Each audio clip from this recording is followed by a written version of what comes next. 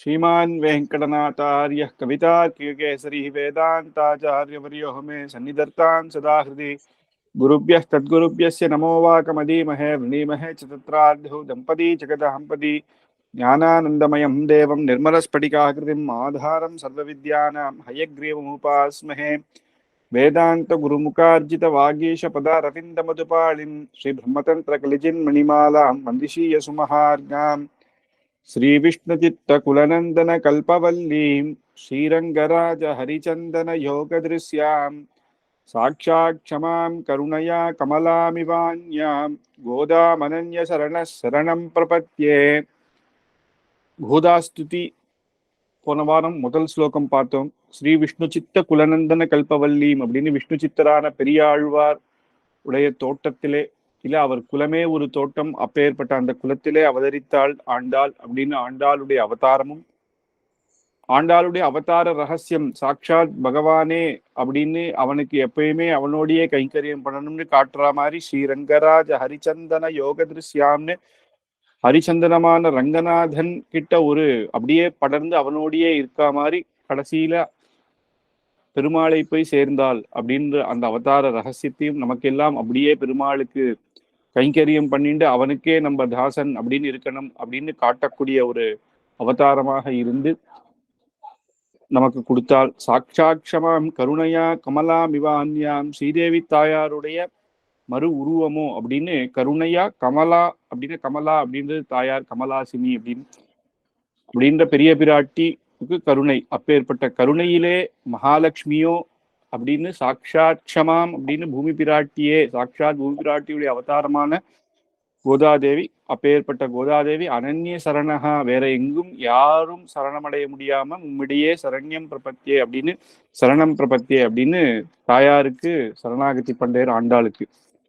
அது போன வாரம் பார்த்தோம். இன்னைக்கு 2வது ஸ்லோகத்துல இருந்து வைதேசிக ஸ்ருதிகிராம் அபிபூயசீனாம் வர்ணேஷு மாதி மகிமா நஹிமாத்ருசாம் தே இத்தம் விதந்தி மகிமா சஹசைவ கோதே மௌனத்ருஹோ முகரயந்தி குணாஸ்வதீயாக அப்படின்னு சுவாமி தேசிகன் ஆரம்பிச்சே நிறைய ஸ்தோத்திர பாடத்துல நம்ம பார்த்துன்னு வந்துட்டு இருக்கோம். பகவானை பத்தி சொல்றது அப்படின்றது ரொம்ப கஷ்டம். அதே போலதான் தாயாரும். ஏன்னா பெருமாள் தாயார் எல்லாமே அப்பேற்பட்ட குணங்கள் உடையவா. அந்த குணங்கள் என்னன்னா ஸ்ருதி, வைதேசிக ஸ்ருதிகிராம் அபிபூயசீனாம் அப்படின்னு ஸ்ருதியான வேதத்தினாலேயே சொல்ல முடியல. பூயசீனாம் அப்படின்னு சொல்லும் பொழுது வேதம் அப்படின்றது நமக்கு கிடைத்த வேதம் இல்லாம அனந்தாவை வேதாகான்னு எவ்வளவோ வேதங்கள் இருக்கு, எவ்வளவோ சாக்கைகள் இருக்கு. அது முடிவே இல்லாத அளவுக்கு வேதம் இருக்கு. ஆனா அத்தனையிலும் அப்பேற்பட்ட கோதாதேவி பத்தி சொல்ல முடியலாம். பிரபாவத்தையும் அப்பேற்பட்ட தாயாருடைய குணத்தையும் எப்படி வேதம் பெருமாள் சொல்லும் பொழுது எதோ வாச்சோ நிவர்த்தந்தே அப்ராபிய மனசா சஹா அப்படின்னு வாக்குக்கு அப்பாற்பட்டது பெருமாள் அப்படின்னு அவரை சொல்ல முடியாதுன்னு வேதமே சொல்லும் பொழுது நம்மளால எப்படி சொல்லிட முடியும்? சாட்சாத் பூமி பிராட்டியினுடைய அவதாரத்தினால பூசூக்தம் அப்படின்னு பல இடத்துல பூமாதேவி பத்தி சொல்லியிருக்கான் வேதத்துல. அதெல்லாமும் அத்தனையுமே தாயாருடைய அர்த்த கோட்டி கல்யாண குணங்கள் அடங்கல. அப்படிங்கும்போது வர்ணேஷு மாதி மகிமா நஹிமா திருசாந்தே அப்படின்னா நான் உனக்கு ஸ்லோகம் பண்றேன் அப்படின்னா வர்ணேஷு அடியேனுக்கு தெரிஞ்ச அப்படிங்கிறார் சுவாமி தேசிகன். அவருக்கு அப்ப எத்தனை பதங்கள் எடுத்து போட்டா கூட நம்ம வார்த்தைகளுக்கு தாயாருடைய குணங்களை அடக்கிட முடியுமா? தாயாருடைய குணங்களை தான் பெருமையை அத்தனையும் சொல்லிட முடியுமா? வேதத்தினாலேயே சொல்ல முடியலன்னா இங்க அடியேன்னு மட்டும் சொல்ல, யாராலேயுமே எப்பேற்பட்ட கவிகளாக இருந்தா கூட அவளாலேயுமே முடியாது. அப்படிங்கும் பொழுது வர்ணேஷுமா திமஹிமா நஹிமா திருசாந்தே அப்படின்னு எங்களை போல இருக்கிறவர்கள் அப்படிங்கிறது. அப்பேற்பட்ட எங்களை போல இருக்கிறவர்களால தாயாருடைய பெருமை மகிமா நஹிமா திருசாந்தே அப்படின்னு சொல்லவே முடியாது.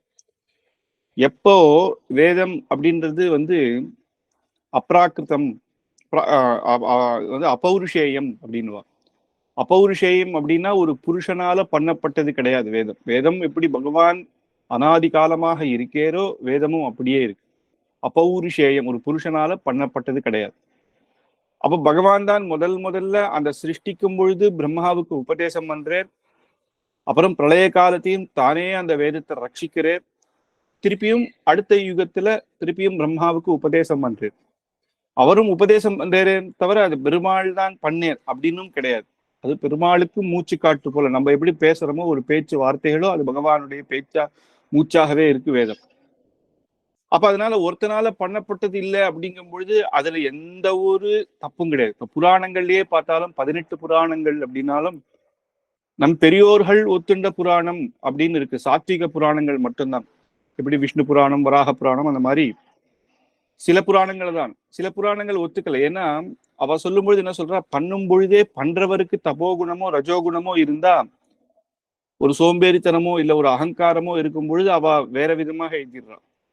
இப்ப எழுதினவர் சத்துவகுணமாக இருக்கும் பொழுது எழுதினதுதான் இந்த சாத்விக புராணங்கள். அந்த புராணத்தை மட்டும்தான் நம் பெரியோர்கள் ஏத்துன்னு இருக்கா.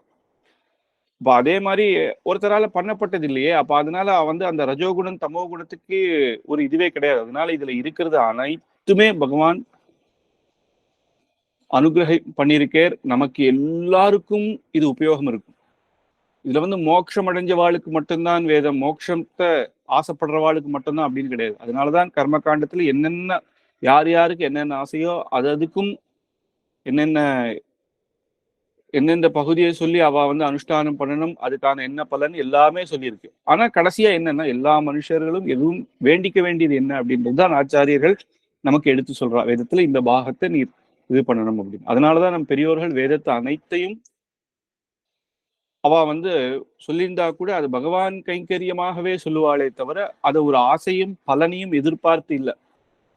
ஒரு பணம் வரணும் அப்படின்னோ ஒரு பைசா வரணும் அப்படின்றதுக்காகவோ அதை சொல்லலை. எல்லாமே பகவானுக்கு சமர்ப்பிக்க, பகவானுக்கு கைங்கரியம் பண்ண அப்படின்னு தான் வேதபாராயணம் பண்ற ஆச்சாரியர்கள் உடைய திருநட்சத்திரத்திலேயோ அதை சொல்லி சொல்லி அந்த அனுகிரகத்துக்காகவே தான். அப்படி அப்பேற்பட்ட வேதத்திலேயே சொல்ல முடியாத குணங்கள் தாயாருது, ஆண்டாளுது.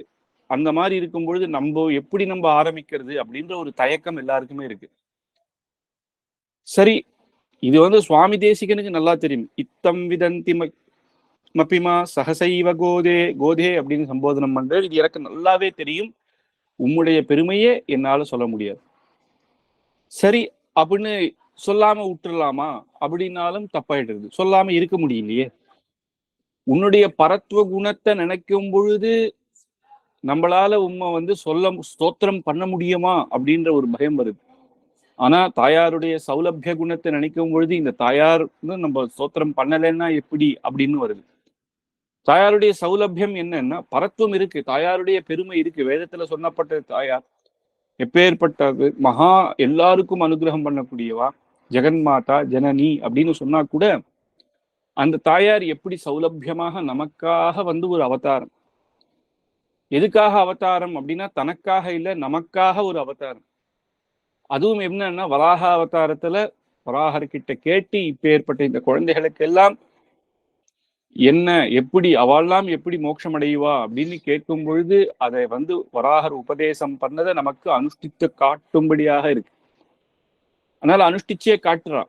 திருப்பாவையில ஒவ்வொரு பாசுரத்திலையும் எப்படி ஆச்சரியமா ஒருத்தர் எழுந்து எப்படி பெருமாள் கிட்ட போகணும் அப்படின்னா, அங்க எழுந்துரு அப்படின்னு சொல்றது எல்லாம் தன்னுடைய தோழிகளை எழுப்புறது எல்லாம் என்னன்னா இந்த ஜீவாத்மாவை எழுப்புறது. அப்படின்னா என்னன்னா ஞானத்தை கொடுக்கறது. இப்படி தூங்கிட்டு இருக்கியே அப்படின்னா இந்த சம்சாரத்துல இருந்து உழந்துட்டு இருக்கோமே, கஷ்டப்படுறீங்களே, இதுவா அப்படின்னு கிடையாது. நம்ம ஒரு அச்சேத்தனம் போல இருந்துடுறோம் அப்படின்னு. கையில மோதிரம் போட்டு இருக்கான்னா மோதிரம் ஒரு சாக்கடையில விழுந்துருச்சுன்னா அந்த மோதிரம் கஷ்டப்படுமா? நான் ஐயோ இங்க விழுந்துட்டேனே, எப்பேற்பட்டவர் கையில இருந்தேனேன்னு அது கஷ்டப்படாது. ஆனா தொலைச்சவர் எப்பயுமே ஐயோ நம்ம கையில மோதிரம் இத்தனை வருஷமா இருந்ததே போயிடுத்தே. அந்த மாதிரி நம்ம ஒரு அச்சேத்தனம். ஏன்னா மோதிரத்துக்கு ஞானம் இல்லாததுனால அது கஷ்டப்பட போறது இல்லை. அந்த மாதிரி நமக்கு ஞானத்தை பெருமாள் கொடுத்திருந்தாலும் ஒரு அச்சேத்தன வஸ்து போல இந்த சம்சாரத்துல இதுலயே இதுதான் அப்படின்னு நினைச்சு நம்ம இருந்துட்டு இருக்கோமே, இது கிடையாது. ஆனா அங்க பகவான் தாயார் பெருமாளுமாக கஷ்டப்பட்டு இருக்கா. இந்த குழந்தை இப்படி கஷ்டப்பட்டு இருக்கே, நம்ம கிட்ட வரணுமே அப்படி. அதனால அந்த இடத்துல இறங்கி அப்படி இருந்து அந்த பாசுரத்துல ஒவ்வொரு எழுப்புறதும் அதுதான் அங்க எழுப்புறது அப்படின்றதுனுடைய தாத்பரியம். அதான் எப்படி பெருமாள் சேர்த்து விடுறா. அந்த ஒவ்வொரு பாசனமும் படிச்சுங்க அப்படியே வந்தா கடைசியில போய் எப்படி அந்த முடிக்கிறதுனா, பெருமாள் கிட்ட முடிச்சு இதுதான் உன்னந்தோடு தோமே உனக்கே நாம ஆட்செய்வோம் அப்படின்னு எப்பயுமே உமக்கு கைங்கரியம் பண்ணிட்டு இருக்கும் இகத்திலையும் பரத்திலையும் அப்படின்றதுதான் அந்த திருப்பாவினுடைய தாத்பரியம். அப்படி அப்பேற்பட்ட குணத்தோட இருக்கா. அப்புறம் நாச்சியார் திருமொழியில நமக்கு கொடுத்து எப்பேற்பட்ட அனுகிரகங்கள் பண்றான். அப்படி இருக்கும் பொழுது மௌனத்ருஹோ முகரயந்தி குணாஸ்துவதீயாக அப்படின்னு மௌனமாவும் இருக்க முடியலையே. நமக்கு ஒருத்தர் இந்த ஒரு லோகத்திலேயே நம்மள படிக்க வச்சார் ஒருத்தர், நம்ம ஏதோ கஷ்டத்துல இருந்தோம் படிக்க வச்சார் அப்படின்னாலும், இல்ல கூட்டு பாடம் சொல்லி கொடுத்தேர் அப்படின்னாலும் நம்ம எப்படி அவரை மதிக்கணும்? அவருடைய பெருமையை நம்ம சொல்றோம் இல்லையா, இவர் இல்லைன்னா நம்ம இல்ல அப்படின்னு சொல்றோம். அதுவும் ஒரு ஸ்தோத்திரம் தானே. இவர் இல்லைன்னா நான் இன்னைக்கு இருந்திருக்கவே மாட்டேன், இவர் தான் எனக்கு உதவி பண்ணேர், நான் எப்படியோ சுத்தினேன், என்னை கூட்டு உட்கார வச்சு இந்த பாடங்கள் தான் சொல்லி கொடுத்தாரு, இப்ப இன்னைக்கு நான் சொல்றேன்னா இதுக்கு காரணம் அப்பேற்பட்டவர் அப்படின்னு தன்னுடைய குருவியோ ஆச்சாரியரோ நம்ம எப்படி எடுத்து சொல்றோம்? அதனால அவளுடைய பெருமையெல்லாம் நம்ம சொல்லிட முடியுமான்னா அப்படி கிடையாது. அவ எப்பேற்பட்ட பெருமையா இருந்தாலும் அவளுடைய அந்த குணங்கள்ல நம்மள சொல்ல வைக்கிறது போல, தாயாருடைய பரத்வம் அப்படின்னு பார்த்தா நமக்கு ஆஹா தாயார ஸ்தோத்திரம் பண்ண முடியுமா அப்படின்னு நினைச்சாலும், நமக்காக அவதாரம் பண்ணாலே அப்படின்னு நினைக்கும் பொழுது நம்மளால சொல்லாம இருக்க முடியல இல்லையா. அதனால மௌனத்ருஹோ முகரயந்தி, அந்த மௌனத்தை உடைக்கிறதாம். தாயாருடைய குணங்களை பார்த்து மௌனமாக இருக்கலாம், தாயார ஸ்தோத்திரம் பண்ண முடியாதுன்னு சுவாமி தேசிகன் நினைச்சா கூட மௌனமாக விடமாட்டேங்கிறதாம். ஸ்தோத்திரங்கள் பண்ணியே ஆகணும் அப்படின்னு சொல்றேன். அதுதான் இந்த பாசுரத்தினுடைய அர்த்தம். நம்ம ஏற்கனவே பார்த்தோம், ஆண்டாள் எல்லின் இருக்கச்சியே அப்ப மௌனமாக இருந்தேர் அப்படின்னு. ஆனா அந்த இது கிடையாதுங்க. இங்க என்ன சொல்றேன்னா, தாயாருடைய பெருமையை நினைச்சு நான் ஸ்தோத்திரம் பண்ண முடியாதுன்னு மனசுல இருந்து ஸ்தோத்திரம் பண்ணாமையே இருந்துடலாம் நினைச்சா கூட அந்த மனசு ஒத்துக்க மாட்டேங்கிறது. மௌனத்தை எடுத்து நம்ம ஸ்தோத்திரம் பண்ணியே ஆகணும் அப்படின்னு தாயாருடைய குணங்கள் அப்பேற்பட்ட குணங்கள் அப்படின்றது இங்க எடுத்து சொல்றேன். அதுதான் எல்லாத்துலயும் தயாசதகத்துல சொல்லும் பொழுது கூட அதான் சொல்றாரு, பிராச்சேதசா பிரபத்தையோபி அப்படின்னு சொல்லும் பொழுது வால்மீகி மகர்ஷிகர் அவளாலே சொல்ல முடியாத உம்முடைய தயை அப்படின்றது சாகரம், அதோட ஆழத்தை பார்க்க முடியுமா அப்படின்னா முடியவே முடியாது. ஏன்னா அவளாலேயே முடியலையே. வியாசர் வால்மீகி மகர்ஷியாலேயே முடியாது, நான் என்ன பண்ணுவேன், நான் ஒரு கரையில தான் நின்றுட்டு இருக்கேன், உள்ள எவ்வளவு இதுன்னு என்னால சொல்ல முடியல அப்படின்றோ. அந்த மாதிரி எல்லா ஸ்தோத்திரங்களிலும் ஸ்ரீஸ்துதியிலையும் அதுல இந்த சுவாமி தேசிகன் இத்தனை இடத்துலயும் சொல்றதுக்கு காரணம் என்னன்னா அப்படி தெரிஞ்சுக்கணும். யார் ஒருத்தனும் ஒரு ஸ்தோத்திரம் பண்ணிட்டு நான் பெருமாளுக்கு ஸ்தோத்திரம் பண்ணிட்டேன் அப்படின்னு சொன்னா கூட அது சந்தோஷத்துல ஆசையில சொல்றோம். இருந்தா கூட அந்த பகவானுடைய பூர்த்தியான குணங்கள் நம்மளால சொல்ல முடியாது அப்படின்றது எடுத்து காட்டச்சியே அப்பேற்பட்டவர் பெருமாள் அப்படின்னு. ஆனா இதையே எல்லாரும் சொல்லிட்டு இருக்க முடியாது. பகவான் எப்பேற்பட்டவர்னா சொல்ல முடியாத அளவுக்கு அப்பேற்பட்ட குணங்கள் கொண்டவர் அப்படின்னு மட்டும் எல்லாருக்கிட்டும் சொன்னா நமக்கு அந்த பெருமாள் இடத்துல சில பேருக்கு அந்த பக்தி வராது. அது என்ன சொல்ல முடியாத ஏதாவது ஒரு சொல்லிதான ஆகணும் அப்படின்னும் பொழுது அவருடைய சௌலபிய குணங்களை எடுத்து சொல்லும் பொழுதுதான் நமக்கு ஒவ்வொன்றாக புரியுறது. இதை பார்த்து ஆஹா எப்பேற்பட்டவன் பகவான் அப்படின்னு. அப்ப அவனை நம்ம ஸ்தோத்திரம் பண்ணாம இருக்க முடியல. இங்க சொல்றது இல்லைன்னா அவள்லாம் எப்பேற்பட்ட கவிகளாக இருந்தாலும் வர்ணேஷு மாத்தி மகிமா, அந்த எத்தனை பதங்கள் எத்தனை இந்த விசேஷங்கள் தெரிஞ்சிருந்தாலும் அந்த பதத்தை சரியா போட முடியாம அந்த குணத்துக்கு சகந்த மாதிரி. அவன் நமக்கு இல்லாம என்னன்னா நம்மளால நினைச்சா கூட வராது. ஆனா என்னன்னா அவ எழுதின அந்த சுவாமி தேசிகன் எழுதின ஸ்தோத்திரத்தை சொல்லியிருந்தாலே போரும், அது தாயாருடைய அனுகிரகம் நமக்கு கிடைக்கும் அப்படின்னு. அப்ப சொல்லிட்டே சொல்லாம இருக்க முடியாது. அதனால ஸ்தோத்திரத்தை பிராரம்பம் பண்ணணும். ஸ்தோத்திரத்தை பிராரம்பம் பண்ணணும்னா என்னன்னா அதுக்குதான் 3வது ஸ்லோகத்துல சொல்றேன், எனக்கு தாயாரே அனுகிரகம் பண்ணணும், நீர் அனுகிரகம் பண்ணணும், நான் ஸ்தோத்திரம் பண்ண நீர் அனுகிரகம் பண்ணணும். அப்ப ஸ்தோத்திரம் வந்துட்டா போருமா அப்படின்னு அப்படி கிடையாது. அந்த ஸ்தோத்திரம் எப்படி இருக்கணும், நீர் அனுகிரகம் பண்ணணும், உம்முடைய அனுகிரகத்தினால்தான் உம்முடைய குணங்களை என்னால சொல்ல முடியும், அந்த ஸ்தோத்திரம் எவ்வளவு ஆச்சரியமாக இருக்கணும் அப்படின்றதுக்கு இந்த 3வது ஸ்லோகத்துல சுவாமி தேசிகன் தாயாரியே பிரார்த்தனை பண்றேன். त्वत्प्रेयसहस्रवणयो अमृतायमानां तुल्यां त्वदीयमणिनूपुरसिञ्चितानां गोदे त्वमेव जननी त्वदभीष्टवार्हां वाचं प्रसन्नमधुरां मम संविधेयाः அப்படின்னு வாச்சம் பிரசன்ன மதுராம், என்னுடைய வாக்கு அந்த வாக்குனால வரக்கூடிய அப்பேற்பட்ட ஸ்தோத்திரங்கள் எப்படி இருக்கணும்னா பிரசன்னமாக மதுரமாக எல்லாரும் கேட்கும்படி ஆச்சரியமாக இருக்கணும். நமசம்விதேயாகன்னு உமகிட்டயே நான் வேண்டுகிறேன். அந்த மதுரம் பிரசன்னமான எப்படின்னா ஒன்னு கேட்கச்சியே காதுல தேன் வந்து பாயறது அப்படி இருக்கணும். யாருக்கு அப்படின்னா தொத்ரேயசகா உம்முடைய நாதனுக்கு பகவானுக்கு சாட்சாத் ஆண்டாளுடைய நாதனியார் பகவான் அவருக்கு சிரவணையோ அமிர்தாயமானாம் அவர் கேட்கணும். அவர் சிரவணம் பண்ணும்படியாக அவர் காதுல தேன் வந்து பாயும்படியாக ஆஹா ஆச்சரியமா பண்றதே அப்படின்னு சொல்லணும். அதுக்கு நீ அனுகிரகம் பண்ணணும். அவர் பெருமாளே ஆச்சரியமா இருக்கேன்னு சொல்லிட்டேன்னா அப்ப பக்தர்கள் எல்லாருக்குமே பிடிச்சிடும். அதுதான் அங்க தாற்பயம். அதனோட என்னன்னா நான் பண்றேன் ஸ்தோத்திரம் பண்றேன் அப்படின்னு இல்லாம ஏதோ நானும் ஒரு ஸ்லோகம் பண்ணேன் அப்படின்னு இல்லாம அந்த ஸ்லோகத்தை கேட்கும் பொழுதே பகவானுக்கு அப்படியே ஆச்சரியமாக இருக்கணும். உமக்கு ஆச்சரியமா இருக்கணும் அப்படின்னு சொல்லல. ஏன்னா தாயாருடைய குணம் எப்ப ஏற்பட்டதுன்னா ரொம்ப சாதாரணமாக சொன்னா கூட அம்மா வந்து ரொம்ப ஆஹா என் குழந்தை எப்படி பண்றேன் பாத்தியா அப்படின்னு சொல்லிடுவா. அதனால என்னுடைய ஸ்லோகம் உமக்கு பிடிச்சிடும். ஏன்னா உம்முடைய கருணை அப்படி ஜனனி அப்படின்னு சொல்லும் பொழுதே தாயார் பெற்ற தாயார் மாதிரி. ஏன்னா இந்த பூமியில தானே அத்தனை ஜீவராசிகளும் பிறக்கிறதுக்கு காரணமாக இருக்கிறது இந்த பூமி தான். நமக்கு ஆகாரமாக இருக்கிறதும் இந்த பூமியில விளையிறது தான். அப்படிதான் தாயாருடைய கருணை. இவெல்லாம் பிறந்தானே இல்லை, அவாவாளுக்கு எந்தெந்த விதமான சாப்பாடோ அத்தனையும் பூமியிலேயே விளையிறது இல்லையா? அப்ப தாயார் அப்படி அனுகூலம் பண்றா நமக்கு. அதனால தாயாருக்கு நான் ஸ்தோத்திரம் பண்ணேன்னா தாயாருக்கு வந்து அது பிடிச்சுதான் இருக்கும். ஏன்னா அது தாயாருடைய மனசு அப்படி உமக்கு பிடிச்சின்னு இல்லை, பெருமாள் காதுல தேன் வந்து பாயிரா மாதிரி இருக்கணும். அப்படின்னா துல்யாந்த்வதீய மணிநூபுர சிஞ்சிதானாம் அப்படின்னு உம்முடைய தாயாருடைய ஆண்டாருடைய கால்ல இருக்கிற அந்த சலங்கை ஒளி அந்த சப்தத்துக்குள்ள பெருமாள் எப்படி மயங்குறேரோ அதுக்கு சமமாக சலங்கை ஒளிக்கு அந்த சமமாக என்னுடைய வாக்குகளும் என்னுடைய ஸ்தோத்திரமும் இருக்கணும் அப்படிங்கிற. இப்போ நல்ல எப்படின்னா தேன் வந்து பாயறதுன்னு சொல்லும் பொழுதே பார்க்கணும். ஸ்தோத்திரம் என்ன, சுவாமி தேசிகருடைய ஸ்தோத்திரங்கள்லாம் நமக்கு சம்ஸ்கிருதம் அவ்வளவா தெரியலன்னா கூட அது கேட்கவே நமக்கு வந்து ஆச்சரியமாக இருக்கும். ரொம்ப கடினமான வார்த்தைகள் எல்லாம் போட்டு எல்லாம் இருக்காது. அப்படி பண்ண முடியாதான்னா சுவாமி தேசிகனால பண்ண முடியும். ஆனா அப்படி பண்ணல. இது எல்லாரும் சொல்லி பெருமாளை பிரார்த்தனை பண்ணக்கூடிய ஸ்தோகமாக இருக்கிறதுனால சின்ன குழந்தைகளுக்கும் சுலபமாக வராம இருக்கு. சரி, சுலபமாக வராம இருக்கே ஸ்லோகம் அப்படின்னா அர்த்தத்தை பார்த்தா ஒவ்வொன்றும் அவ்வளவு ஆழமாக இருக்கு. ஒவ்வொரு பெரிய ஆச்சாரியர்களும் வியாக்கியானம் பண்ணதை பார்த்தா ஒரு ஸ்லோகத்துக்கு ஒரு புக்கு போடுறான். அப்படி எத்தனையோ ஆச்சாரியர்கள் பண்றான். ஒரு நியாச தசகம்னு 10 ஸ்லோகமாக இருந்தா இத்தனை பெரிய புஸ்தகம் வியாக்கியானம் அதுக்கு இருக்கு. அப்பேற்பட்ட சுலபமாகவும் இருக்கு, ஆழ்ந்த அர்த்தங்களும் இருக்கு. நம் சம்பிரதாய விஷயங்களை கோர்த்து ஒவ்வொரு இடத்துலையும் அந்த சரணாகதியும் நம்ம எப்படி ஒரு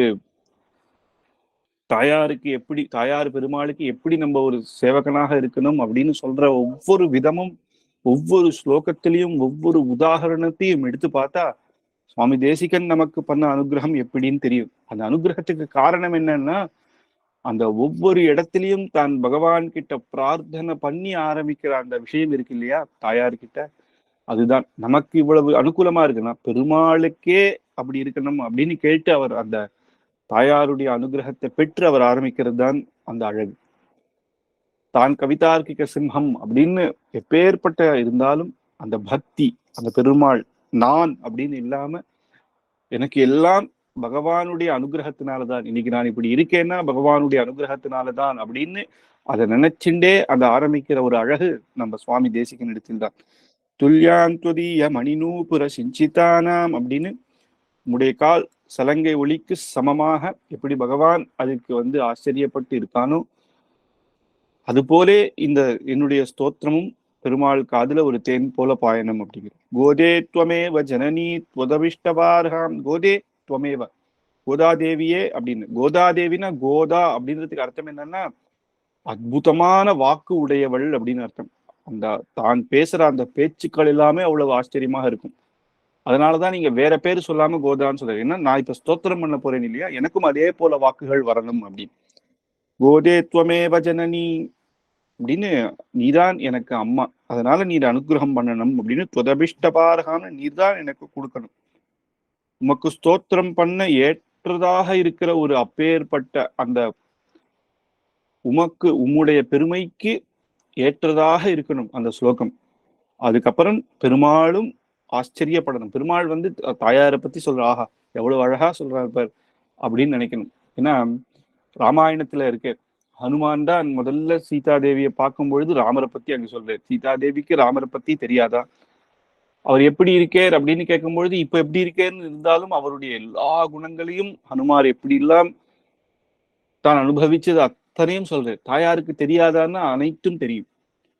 அதே போல ஹனுமார் இங்க ராமன் கிட்ட சீதாதேவி எப்படி இருந்தான்னு சொல்லி ஒவ்வொரு பேச்சும் எப்படி இருக்கு, எப்படி தான் எப்படி அனுகிரகம் பண்ணா ஹனுமாருக்குன்னு அந்த விஷயங்கள் எல்லாம் சொல்லும் பொழுது பெருமாளுக்கு தாயாருடைய குணம் தெரியாதான்னா தெரியும்.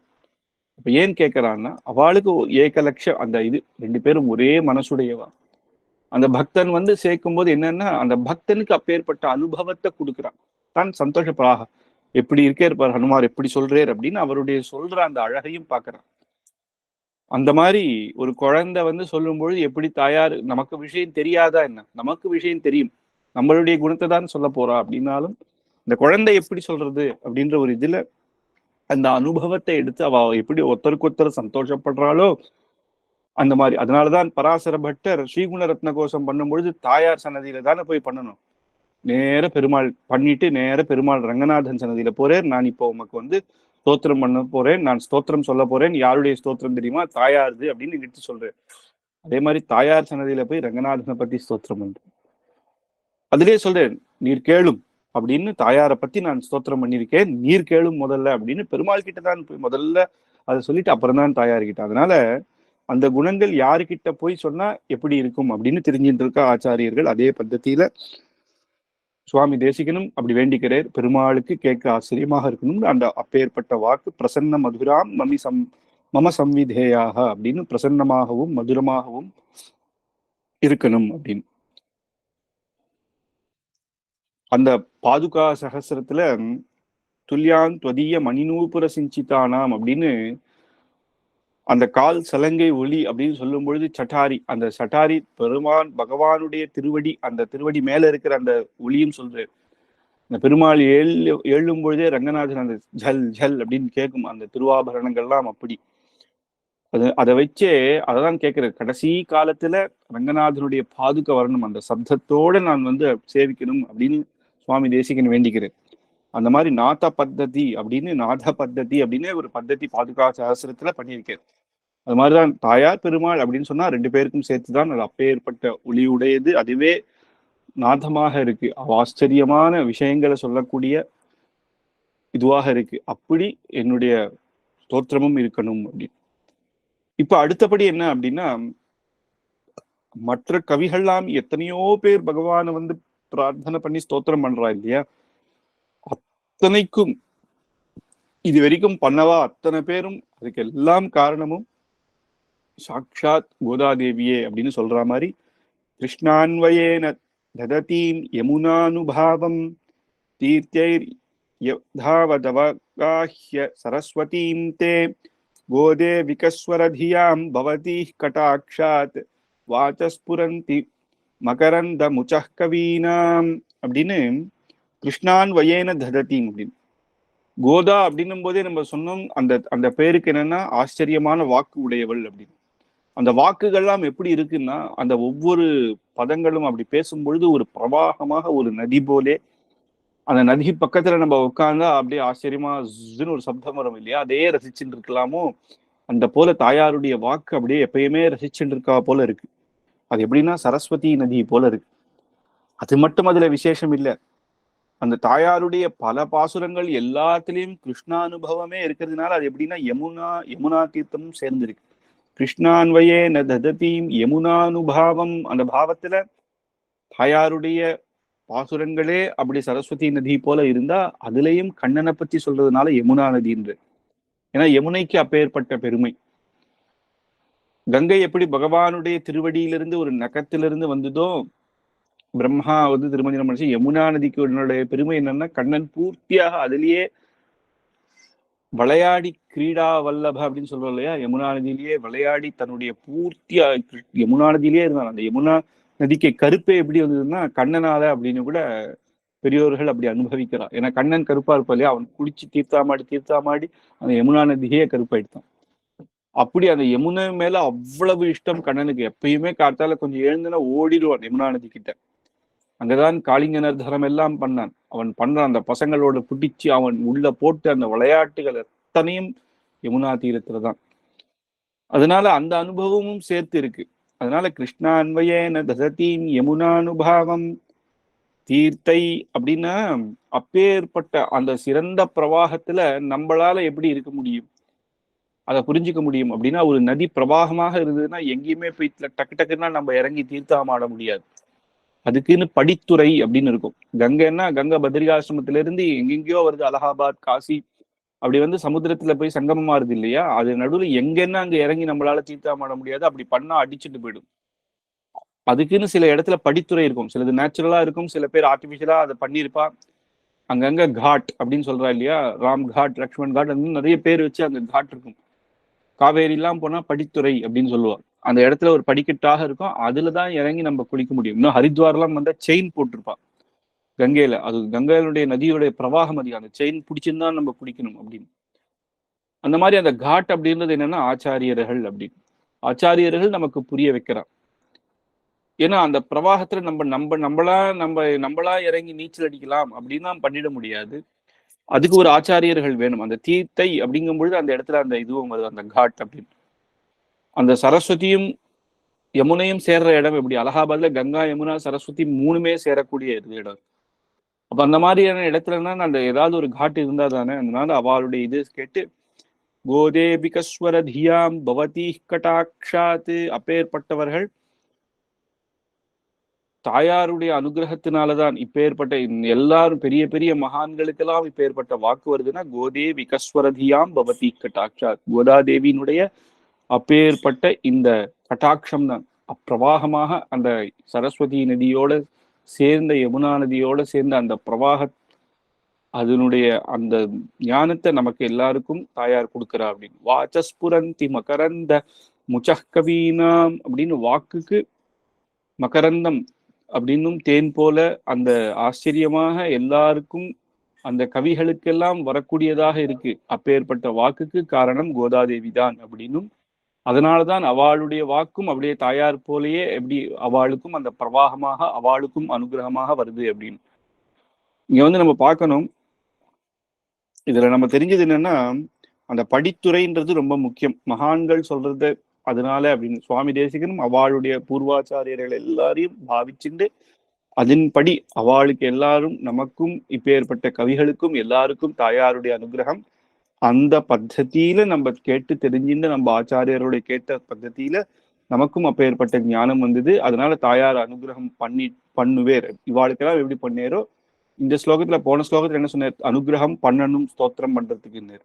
அதுக்கு முன்னாடி ஸ்தோத்திரம் பண்ணணுமா வேண்டாமா அப்படின்னா உம்முடைய குணங்களாலே நான் பண்ணணும்னு முடிவு பண்ணிட்டேன். அதுக்கு அடுத்த ஸ்லோகத்துல பண்ணியே ஆகணும், அதனால நீர் அனுகிரகம் பண்ணணும் அப்படின்றாரு. அதனால எல்லா கவிகளுமே பண்றதுக்கு காரணமே ஆண்டாள்னால நம்ம அதுக்கு சந்தேகமான தாயார் அனுகிரகம் பண்ணுவாளா அப்படின்ற அந்த எண்ணமே வேணாம். அந்த அந்த ஆசையே போரும், தாயாரே நிறைவேற்றிடுவா. அதனாலதானே அத்தனை கவிகளும் அந்த தாயார் பெருமாளை பாட முடியறது அப்படின்றதாக இந்த ஸ்லோகம் அமையுது. அதுலயுமே பார்த்தா சுவாமி தேசிகன் இங்க அந்த சொல்ற அந்த ஆச்சரியமான அந்த கிருஷ்ணா நதியும் அந்த கிருஷ்ணான் வயேன ததத்தீம் யமுனான பாவம், கிருஷ்ணா நதியில கிருஷ்ணன் அப்படின்னு சொல்லும் பொழுது அந்த யமுனா நதியும் சரஸ்வதியும் சேர்த்து அந்த பிரவாகத்தை நமக்கு அனுகிரகம் பண்ணும்பொழுது இதுல என்னன்னா, கவிகள் அப்படின்றவா எப்படி வேணா பாடிடுவா. எத்தனையோ கவிகள் பாடுறா, ராஜாக்கள் எல்லாம் பாடுறா. அப்படி இருக்கக்கூடாது. அதுவும் ஒரு பிரவாகம் தான், ஆச்சரியமான சப்தங்கள் தான், அதுவும் ஸ்தோத்திரம் தான். ஆனா இங்க யமுனையை கலந்து இருக்கணும். அப்படின்னா கண்ணனை அப்படின்னா பகவான ஸ்தோத்திரம் பண்ணக்கூடியதுதான் நீங்க சுவாமி தேசிகன் கேட்கிறாரு. தன் நல்ல கவியானும் அப்படின்னு பெருமாளை பிரார்த்தனை பண்றான். நல்ல கவியாயிட்டான். அதுக்கப்புறம் என்னன்னா போற வர ராஜாக்கள் எல்லாம் பாடிண்டு அவன் சபையில இருந்துட்டு அவன் நிறைய தனத்தை கொடுத்து பெரிய நீர்தான்பா இங்க பெரிய வித்வான்னு உட்கார வச்சு அங்க உட்கார வைக்கிறதுக்காக இல்லை. நான் பண்ணக்கூடிய ஸ்தோத்திரங்கள் அத்தனத்திலையுமே கிருஷ்ணானுபவம் இருக்கணும். அப்படின்னா பகவானுடைய அனுபவம் இருக்கணும். அதையும் சேர்த்து அப்பேற்பட்ட கவிகள் இங்க சொல்லக்கூடிய கவிகள் வெறும் கவிதை எழுதுறவா மட்டும் இல்லை, எப்பேர்னா ஆச்சாரியர்கள் அப்படின்றதுதான் நம்ம இங்க குறிக்கிறது. பேர்பட்டவாளுக்கு தாயாருடைய அனுகிரகம் அப்படின்றதுதான் இங்க இடத்துல விசேஷம். அதே போல 5வது ஸ்லோகத்துல அஸ்மாதிருஷாமுபகிருதோ சிரதீக்ஷிதானாம் அக்னாயதே விதயதே யதசௌ முகுந்தஹ தன்னிச்சிதம் நியமிதி ஸ்தவ மௌளிதான்னா தந்திரி நிநாத மதுரைச்ச கிராம் நிகும்பைஹி அப்படின்னு அஸ்மாதிருஷா முபகிருதோ சிரதீக்ஷிதானாம், எங்களை போல இருக்கிறவா, எல்லாரையும் சேர்த்தே சொல்றாரு, எங்களை போல இந்த ஜீவாத்மாக்கள் எல்லாருமே என்னன்னா அபகாரம் தான் பண்றோம் பகவானுக்கு, வண்டி வண்டியாக பாவம்தான்.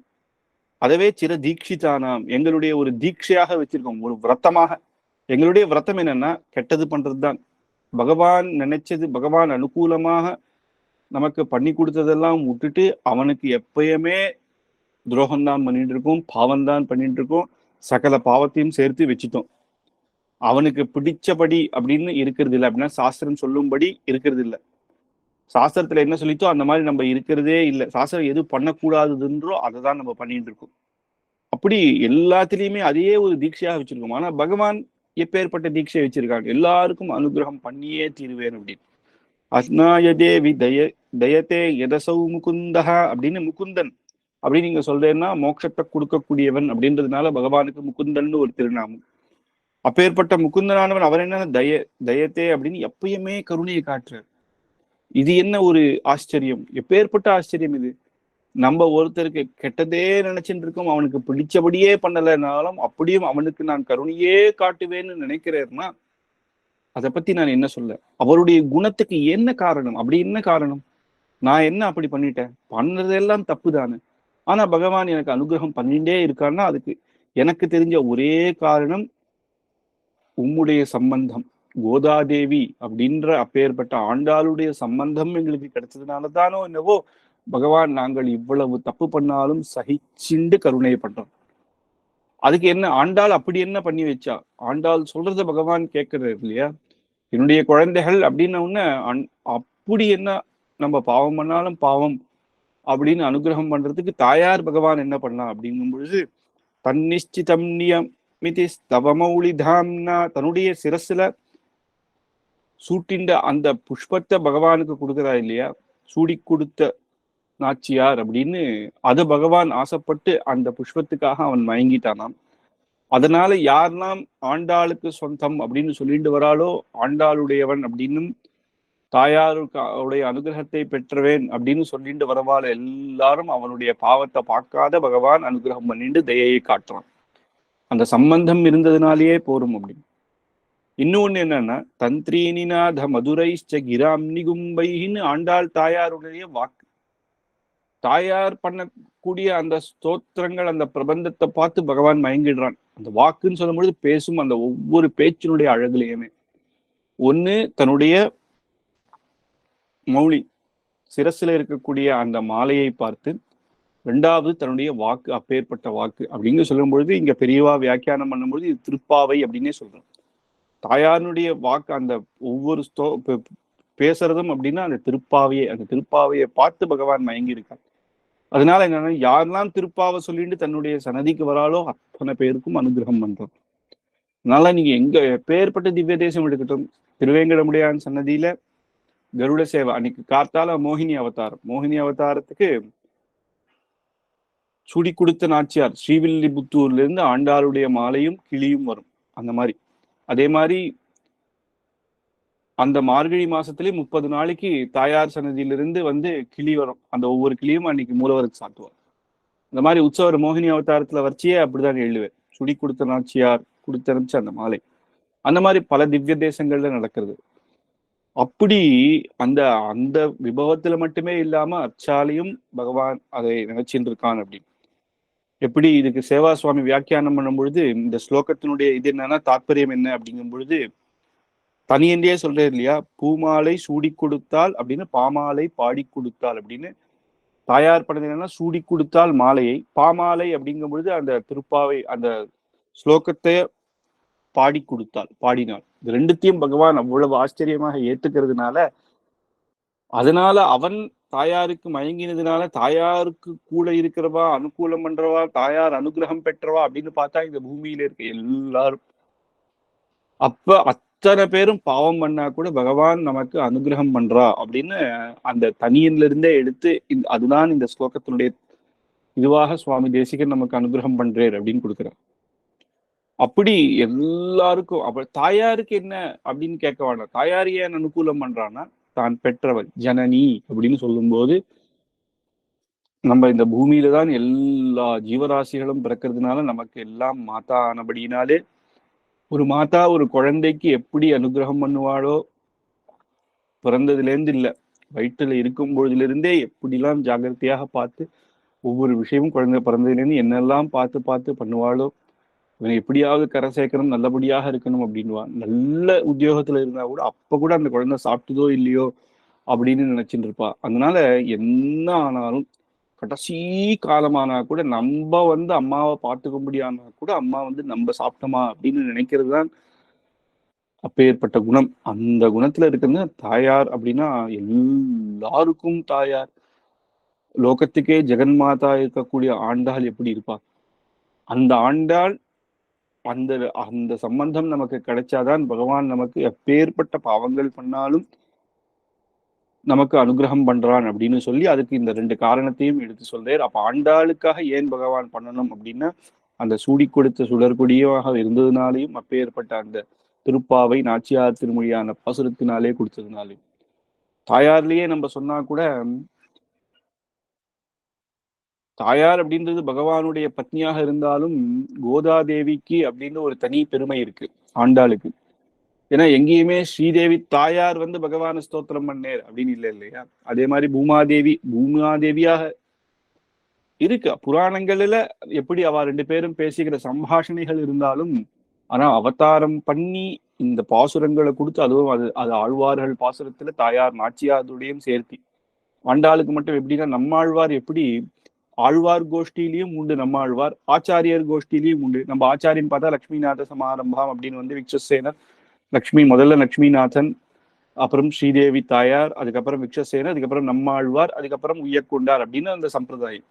நம்மாழ்வார் ஆச்சாரியர் கோஷ்டிலையும் இருக்கு, ஆழ்வார் கோஷ்டிலையும் 12 ஆழ்வார் சொல்லும் போது இருக்கிறார். அதே மாதிரிதான் தாயார் ஆண்டாள் ஆழ்வார் கோஷ்டியில இருந்தா கூட அப்ப அத்தியனோத்சவத்துல 12 பேர் எழ பண்ணுவாளா அப்படின்னா இல்ல, 11 ஆழ்வார் தான் எழ பண்ணுவா. அதுக்கப்புறம் ஆச்சாரியர்கள் வந்துடும். ஆண்டாள் ஏன் எழ பண்றதுன்னா ஆண்டாள் தாயார் கோஷ்டியில இருக்கிறதுனால பகவான் பக்கத்துல இருக்காளே தவிர ஆழ்வார் கோஷ்டியில 2 கோஷ்டியிலுமே ஆண்டாள் உண்டு. அதனால நமக்கு பாடி கொடுத்து நமக்கு காட்டுறா.